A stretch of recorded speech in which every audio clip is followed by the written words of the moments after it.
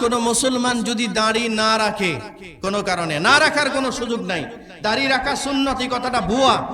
দাড়ি রাখা সুন্নত এই কথাটা 100% মিথ্যা কথা।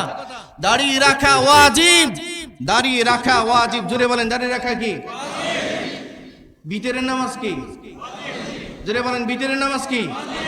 বিতরের নামাজ ওয়াজিব। দুই ঈদের নামাজ ওয়াজিব। দুই ঈদের নামাজ যেমন ওয়াজিব, বিতরের নামাজ যেমন ওয়াজিব, দাড়ি রাখা এমন ওয়াজিব।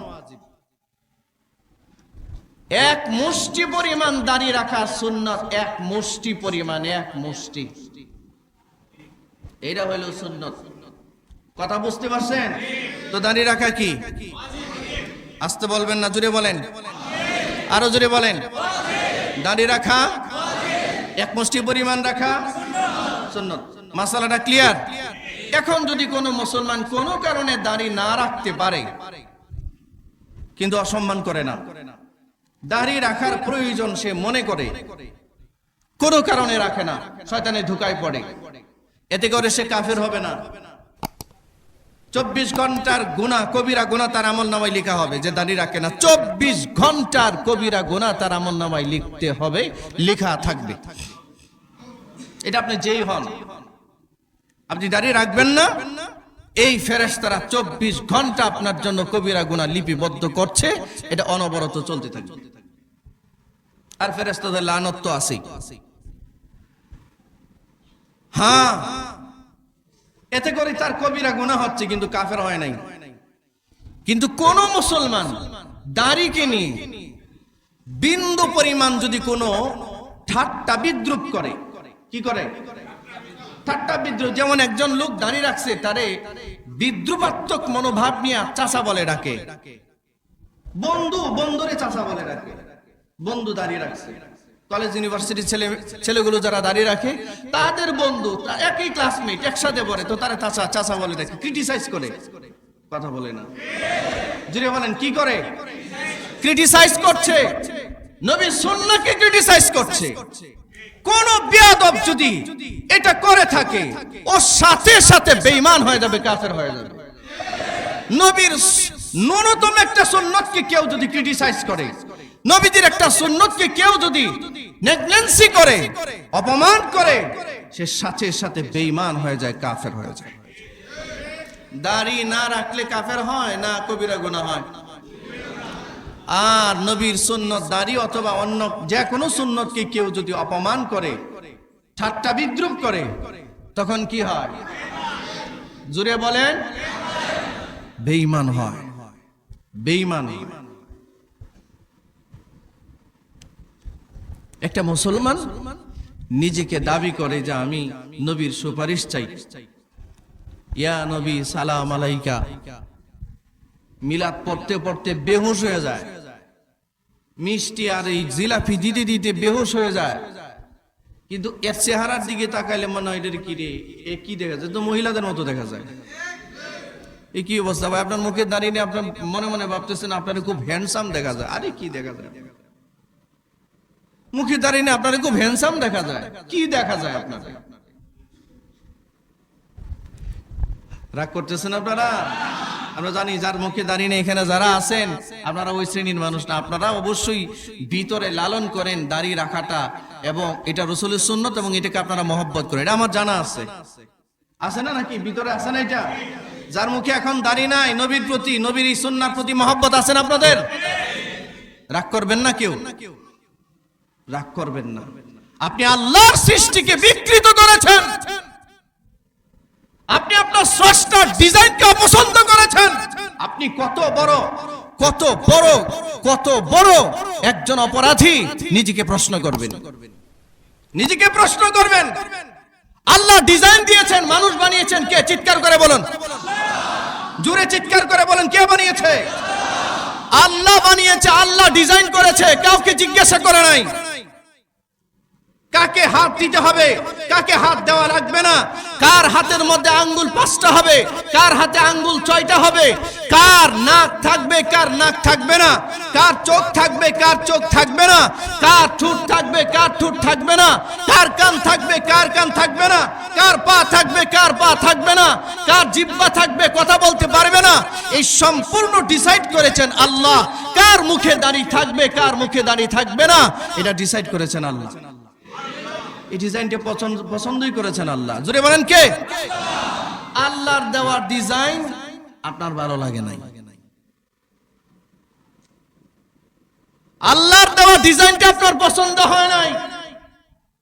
আল্লাহ বলেন, ইয়া আইয়ুহাল ইনসান, হে মানব জাতি, মা গাররাকা বিরাব্বিকাল কারীম, তোমার দয়ালু রব কি তোমারে কে ধোঁকা দিল? আল্লাযী খালাকাক, যিনি তোমাকে সৃষ্টি করেছেন। বলেন, মানুষ কি কে সৃষ্টি করেছেন? এই শাহাদাত আঙ্গুল ওঠে সাক্ষী দেন।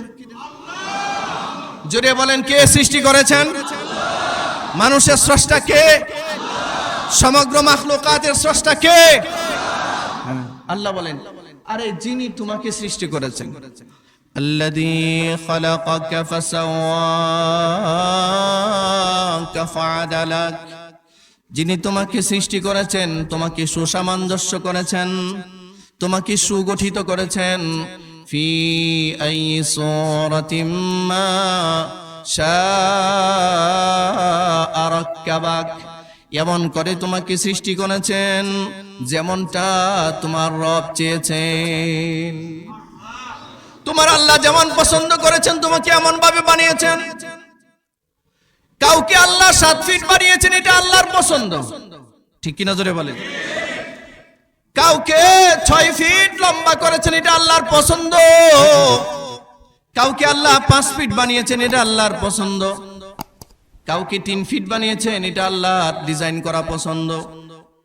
কাউকে চেহারাটা একটু সুন্দর বানিয়েছেন, আল্লাহর ডিজাইন করা পছন্দ। কারো চেহারাটা একটু কালো বিবর্ণ, এটা আল্লাহর পছন্দ। কাউকে নারী বানিয়েছেন, এটা আল্লাহর পছন্দ। কাউকে পুরুষ বানিয়েছেন, এটা আল্লাহর পছন্দ, ঠিক কিনা জোরে বলেন।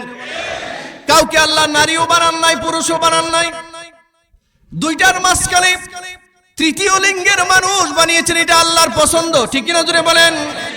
ও দুনিয়ার মুসলমানেরা, কার মুখে দাড়ি, ছাপ দাড়ি থাকবে, কার মুখে হালকা দাড়ি থাকবে, পুরোটা পছন্দ কার?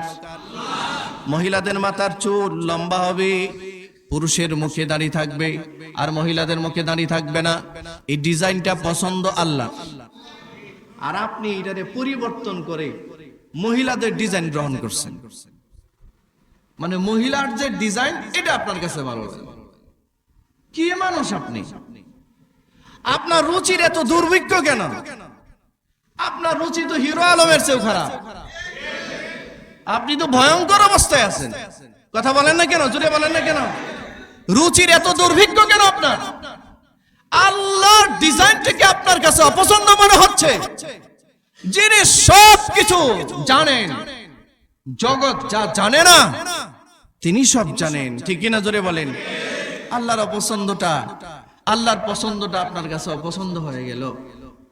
আর আপনি নিজেকে স্মার্ট মনে করতেছেন, নিজেকে মনে করতেছেন স্মার্ট। এ কোন ধোঁকায় পড়লেন আপনি বন্ধু? আপনি কোন ধোঁকায় পড়লেন? এটা তো ধোঁকার মধ্যে আছেন। আল্লাহর ডিজাইনকে অ্যাভয়েড করে কোন মানুষ যদি মনে করে যে তারে খুব সুন্দর দেখা যায়, আপনারা সুন্দর দেখা যায় না, আপনারা মহিলার মতো দেখা যায়। আপনার উচিত শাড়ি পইরা বের হওয়া। যার দাড়ি কাটতে মজা লাগে, ভালো লাগে, আপনার উচিত শাড়ি পইরা বের হওয়া, তাহলে ঠিক আছে, আপনার ভালোই লাগে। আর যদি মনে করেন আপনি পুরুষত্ব আছে, আপনার দাড়ি রাখা উচিত, এটা আপনার নবীর সুন্নাত, এটা আপনার নবীর আদর্শ, এটা একটা দাইমি সুন্নাত।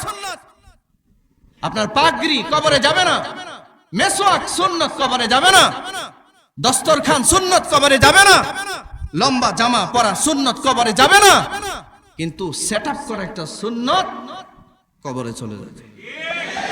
ফেরেশতারা এসে তাকায় দেখবে এটা সেটআপ ঠিক আছে। এখন আপনারা বলবেন, হুজুর দাড়ি তো রবি ঠাকুরেরও ছিল, আপনারা দাড়ি নিয়ে এত মরছেন কেন? এটি বলে, কিন্তু বলে। আপনারা জানেন যারা আসলে দাড়ি রাখতে চায় না, এরা কিভাবে দাড়ি না রাখা যায় এর পিছনে যা যা গবেষণা আছে সব করা আছে। ইউনিভার্সিটি অফ শয়তান, মানে শয়তানের ইউনিভার্সিটি থেকে যা যা ডিগ্রি নেওয়ার দরকার সব তার আছে। কথা বলেন না কেন? কেউ কেউ তো শয়তানের ইউনিভার্সিটির প্রফেসর হয়ে আছে, প্রভাষক অবস্থায় আছে, সব যুক্তি তার কাছে আছে। আল্লাহ ডিজাইনটা পছন্দ করছে, আপনার মুখে দাড়ি দিছে আল্লাহ। কে দিছে? এই দাড়িটারে কাটেন আপনি, আবার আপনি যুক্তি খুঁজেন। আপনি 100% অসুস্থ, আপনার পাপ না যাওয়া উচিত, পাগলা কারোতে যাওয়া দরকার। কথা বলেন না কেন? কথাগুলো একটু হার্ড হয়ে গেছে, তাই না? একটু শক্ত হয়ে গেছে। শক্ত হওয়ার দরকার, এটা দরকার। কি বলেন আপনারা? হ্যাঁ, কোনো কারণে দাঁড়িয়ে রাখতে পারতেছেন না, নিজেরে স্মার্ট মনে করেন না, অপরাধী মনে করেন। একটা চোর চুরি করলে যেমন রাস্তাঘাটে অপরাধ অপরাধ অপরাধ অপরাধ নিজের মনে করে, অপরাধী মনে করে, আপনি প্রকাশ্য একটা নাফরমানি করছেন আল্লাহর। আল্লাহ ডিজাইনটাকে কেটে সেটে আপনি শেষ করে দিয়েছেন। এই চেহারাটা নিয়ে কি করে দাঁড়াবেন আল্লাহর সামনে আপনি? এই চেহারাটা নিয়ে হাসরের মাঠে রাসূলুল্লাহর সামনে কি করে দাঁড়াবেন আপনি? আপনি নিজেকে জিজ্ঞাসা করেন। যুক্তি খুঁজেন আপনি, শয়তান মার্কা যুক্তি খুঁজেন। কিসের যুক্তি খুঁজেন আপনি? আল্লাহ পছন্দ করেছেন দাড়ি হবে, রাসূলুল্লাহ দাড়ি রেখেছেন, পৃথিবীর সব নবীরা দাড়ি রেখেছেন, পৃথিবীর সমস্ত আউলিয়ায়ে কেরাম দাড়ি রেখেছেন, পৃথিবীর সমস্ত নেককাররা দাড়ি রেখেছেন, পৃথিবীর সমস্ত খোদা বীরু আল্লাহওয়ালারা দাড়ি রেখেছেন।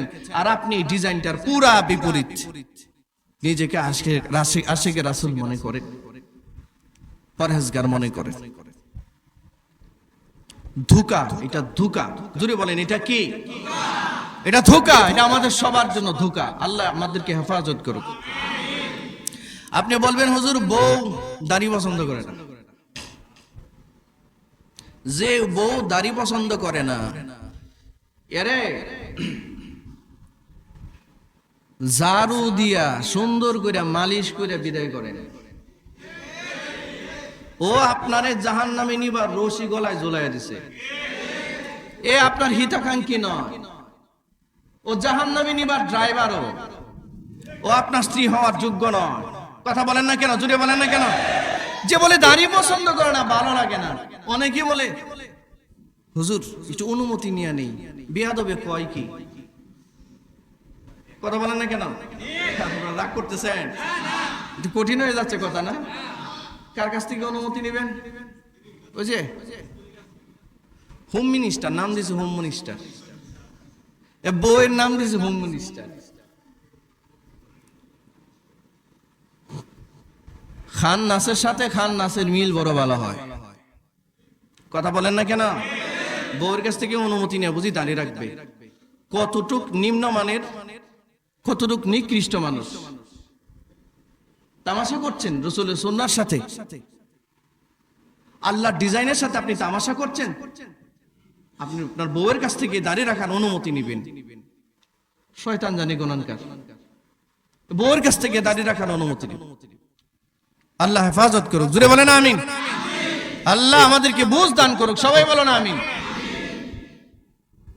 স্ত্রী যদি বলে দাড়ি রাখো না, আপনি মনে করবেন এ আপনাকে জাহান্নামে নিবার জন্য ড্রাইভার হিসেবে আপনার ঘরে আসছে।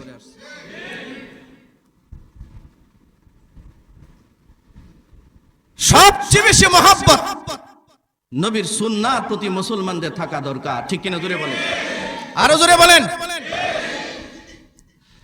ইরান বিজিত শাসক ছিলেন রাসূলের অত্যন্ত বিশ্বস্ত সাহাবী, সিররুন নবী সাল্লাল্লাহু আলাইহি ওয়াসাল্লাম, যার উপাধি নবীর গোপন ভান্ডার, যার কাছে নবীজি রেখে গিয়েছেন, কাউকে দেন নাই। হুযায়ফা ইবনুল ইয়ামান রাদিয়াল্লাহু তাআলা আনহু ইরান বিজয় করেছিলেন। হযরত হুযায়ফা ইরানের বাদশা কিসরা রাজপ্রাসাদে যখন যায়, দুজন সাহাবী ইরান বিজয় করেছিলেন। এর মধ্যে একজন হচ্ছে হযরতে হুযায়ফা ইবনুল ইয়ামান, আরেকজন হচ্ছে রিবিঈ ইবনে আমির রাদিয়াল্লাহু তাআলা আনহু। এই দুজন সাহাবী, হুযায়ফা রাদিয়াল্লাহু তাআলা আনহু কোথায় জাজিরাতুল আরব থেকে ইরান আসছে, ইরান বিজয় করলেন। কিসরার বাদশা ডাকছে, তার চেহারার মধ্যে এলোমেলো, এত দূর থেকে আসছে, সফরের ক্লান্তি, জামা কাপড় একটু ময়লা, জামা কাপড় কি, কিসরার ড্রেস আপ ছিল অন্যরকম, আর জাজিরাতুল আরবের ড্রেস আপ, নবীজির সাহাবীদের ড্রেস আপ অন্যরকম। রাজপ্রাসাদে যখন ঢুকে, দারোয়ান বলে, কে তুমি? বলে, আমি নবীর সাহাবী, কিসরার সাথে দেখা করব। তো দারোয়ান হাসে, বেকুব জানি কোরআনকার, পাগল ছাগল করতে কি আসছে? কিসরার বাদশার সাথে দেখা করলে কি পোশাক পরতে হয় জানো তুমি? তোমার যদি দেখা করতে হয় পোশাক চেঞ্জ করো। তো একটা পোশাক আইনে দিছে, যে নতুন পোশাক পরে তারপরে যাও। হুযায়ফা ইবনুল ইয়ামান রাদিয়াল্লাহু তাআলা আনহু জবাব দিলেন, আমার পোশাকটা ভালো লাগে না, পছন্দ না, ময়লা, এইটা পরে যাব, এটা আমার নবীর সুন্নাত। সুন্নাত তুই আমারে যাইতে দিবি না বসাবো একটা? এমনি বললেন। যখন জোর করে বললেন, এবং রিবিঈ ইবনে আমিরের কাছে একটা তলোয়ার ছিল, এটা ভাঙ্গা। বলে, তুমি কি লেগে আসছো? আমি ইরান জয় করবার জন্য আসছি, আমি ইরান দখল করব। তো দারোয়ান হাসে, বলি, পাগলের গোষ্ঠী করতে গেছো, মানুষটা অন্য কিছু। এটা কি? কয়টা তলোয়ার, কয়টা ভাঙ্গা কেরে, কয়টা এমনই। তুমি এইটা দিয়ে ইরান বিজয় করবা? হ্যাঁ, এটা দিয়ে ইরান বিজয় করব। তোমার ভালো লাগে না, পছন্দ হয় না, শক্তি প্রদর্শন করবা? হয়তো করতে চায়। তোমার রাজপ্রাতে সবচেয়ে শক্তিশালী যে লোহা আছে, নিয়ে আসো। আনছে। কয়জনে ধরবা? যে কয়জন পারো ধরো, আমি এটাতে একটু আঘাত করি, দেখি এটাতে কিছু করা যায় কিনা। রিবিঈ ইবনে আমির রাদিয়াল্লাহু তাআলা আনহু নির্দেশ দিলেন, 4-5 জন মিলে একটা লোহার অস্ত্র ধরছে, আর এই ভাঙ্গা তলোয়ার দিয়ে যখন আঘাত করছে, এই লোহার অস্ত্র ভেঙে টুকরা টুকরা হয়ে গেছে। ওই দারোয়ানরা মনে করতেছিল মানুষ না অন্য প্রজাতির কিছু। বলল, তোমার হাতে এত শক্তি, তোমার তলোয়ারে এত শক্তি। রিবিঈ ইবনে আমির বলেন, এটা তো তলোয়ারের শক্তি দেখছো, হাতের শক্তি দেখো নাই, রাস্তা ছাড়ো। তো রাস্তা ছাড়ছে, ভিতরে গেছে। তো কিসরার বাদশা খাইতে দিছে মেহমানদারি। হুযায়ফা ইবনুল ইয়ামান মেহমানদারি তো খাচ্ছেন, খাবার একটু নিচে পড়ে গেছে। নিচে আমরা খাবার নিচে পড়ে গেলে কি করি? হ্যাঁ, ফেলে দেই।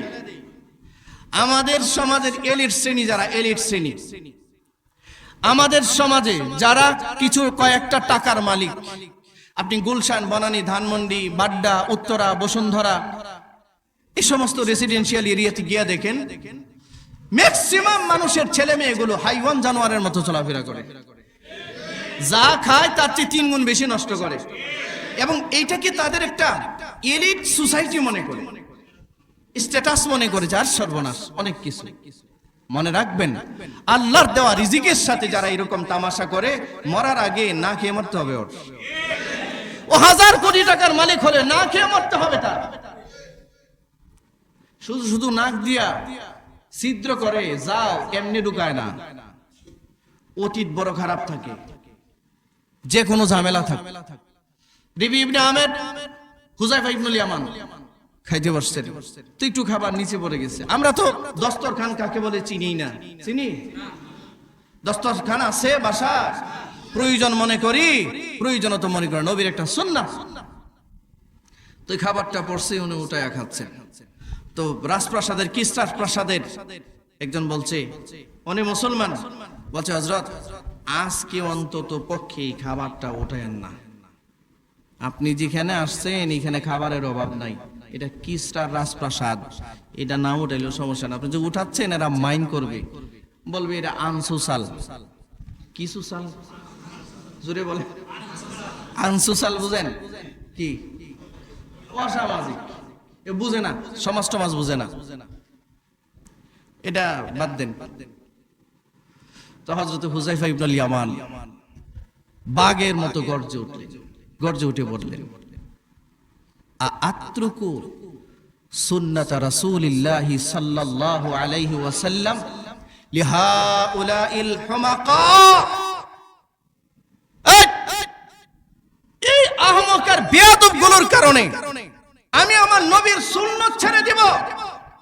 আমি তো নিজের চোখে দেখেছি কোন খাবার নিচে পড়লে আমার নবী উঠায় এই খাবারটা খাইতেন।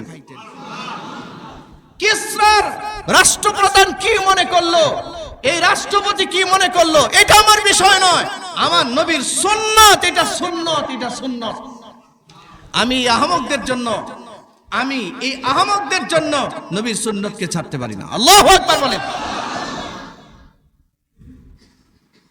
তারাও রাসূলের সামনে যাবে, আমরাও রাসূলের সামনে যাব। তারাও নবীর সুন্নতকে প্র্যাকটিস করতে, আর আমরা শুধু মুখে বলি। সুন্নতের প্র্যাকটিস বলতে কিছুই না আমার ব্যক্তি জীবনে আছে, না আমার পারিবারিক জীবনে আছে, না আমার রাষ্ট্রীয় জীবনে আছে, কোথাও নাই। ঠিক কিনা জোরে বলেন।